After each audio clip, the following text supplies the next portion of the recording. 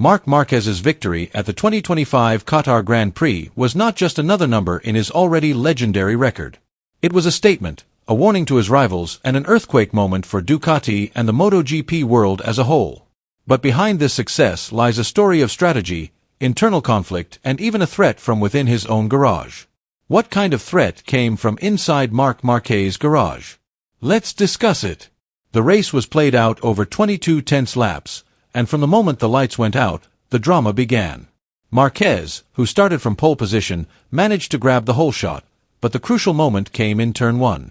A physical incident with his own brother, Alex Marquez, caused minor damage to the rear aerodynamics of the Ducati factory bike. Under normal circumstances, such an incident could have cost him the race. But Marquez remained calm. Without the slightest sign of panic, he maintained his position and rhythm. It was a touch that could have damaged the stability of the bike in fast corners, but not for Marc, said TNT Sports analyst Michael Laverty. He handled it intelligently, and that was the difference. Meanwhile, Franco Morbidelli, riding an older Ducati GP24 for the VR46 team, took advantage of the chaos to lead the race. In fact, he was more than a second ahead for the first 10 laps. Behind Morbidelli, his main rivals started to move. Pecco Bagnaia, who started from 11th position, showed extraordinary toughness. In 4 laps he had moved up to 3rd position and began to put pressure on Marquez. A duel ensued between the two, with Pecco overtaking in turn 1 on the 5th lap. But Marquez was not to be denied, and 2 laps later he returned to the front. At the same time, Maverick Vinales surprised many. The Tech 3 KTM rider was charming and progressive. He overtook Pecco on lap 7 and then took the lead from Morbidelli on lap 11, a sign of KTM's technical revival on a track that had previously been a problem for them. When Vinales took the lead, Marquez did not immediately attack. Instead, he chose to follow and study the rhythm of his opponent.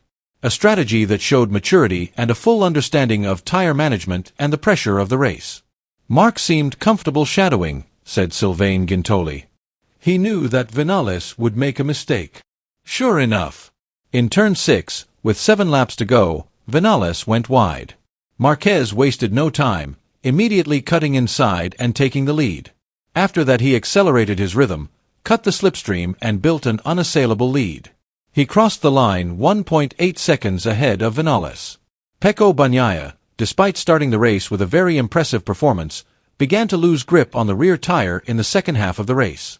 Like most of the other riders, he chose to use the medium rear tire, but the tire degradation on his bike seemed to be faster than expected. This clearly affected his race rhythm, forcing him to slow down and play it safe for the remaining laps. As a result, Bagnaia had to settle for 3rd place, well behind Marc Marquez and Maverick Vinales, who were much more consistent right up to the finish. Meanwhile, Franco Morbidelli, who had stolen the headlines by taking the lead at the start of the race, was also unable to maintain his position.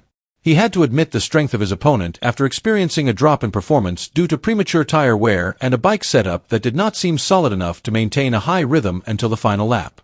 Morbidelli eventually finished 4th after being forced to give up in a close duel with Johann Zarco. Zarco himself, who is now defending the LCR Honda team, was very convincing.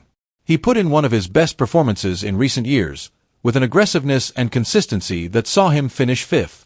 His battle with Morbidelli was one of the most exciting moments of the race.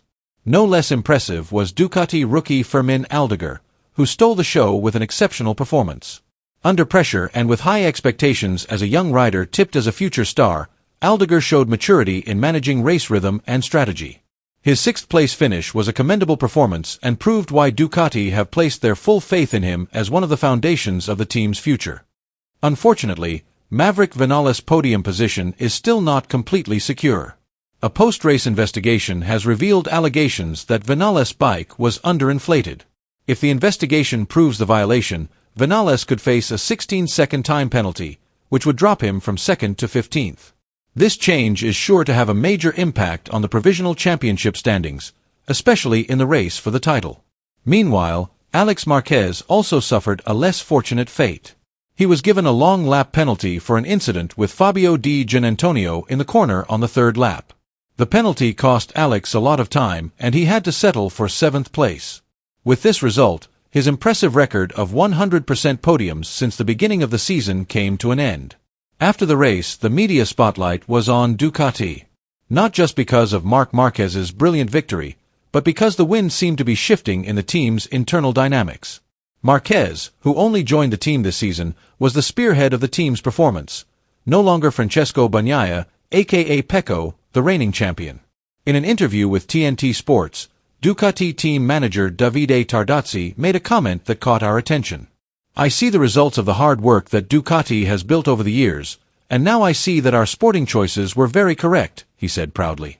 Tardozzi also mentioned their full confidence in Fermin Aldeguer, the young rider that Ducati are looking to for the future. But when asked about the key to Marquez's incredible success so far this season, Tardozzi was calm but emphatic. "There is no secret. Balance. Our riders have helped the engineers a lot to perfect the bike. The bike is basically the same. There are only a few small changes from one rider to another." While this may sound very diplomatic, the statement implies something much deeper. The Ducati bike that now dominates the track is the result of a long development, a multi-year project led by Pecco and the brilliant engineer Gigi Dall'Igna. And now the bike is being ridden by Marquez with incredible precision, with almost no gaps. The result? 7 wins in 8 races. That's not just dominance. It's a loud statement. Total destruction. In the midst of the dominance and euphoria celebrated by the Ducati team, dark clouds have indeed enveloped the Aprilia camp. The high hopes placed in Jorge Martin were dashed immediately after a terrible incident on the track. Martin was involved in a serious accident at turn 12 on lap 14, a moment that instantly silenced the crowd in the grandstands. The hard impact he experienced resulted in serious injuries, bruised ribs and a pneumothorax, a dangerous condition in which the lungs collapse due to air entering the chest cavity. The medical team quickly evacuated Martin from the track, and he had to be rushed to the nearest hospital to undergo a series of further tests, including a CT scan, to ensure there were no further complications.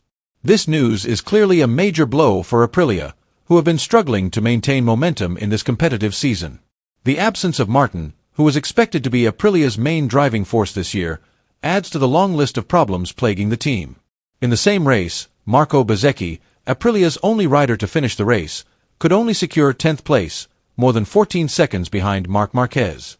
With the Motogp calendar about to enter a crucial phase in Europe, a series of races that often determine the direction of the title race, this condition puts a big question mark over the future of Aprilia's campaign. Without Martin, and with the team's inconsistent performance, their situation is getting further from ideal. If they don't recover soon, this could be a season full of regrets for the Noali-based manufacturer. With this victory, Marc Marquez has not only dominated the race. He has stolen the attention of the MotoGP world. At the age of 32, he looks more mature, more patient and more deadly than ever. Ducati, who have been looking for a true leader on the track for years, seem to have found it in Marquez. Is this the beginning of the Marquez era of dominance for Ducati? Leave your comments below.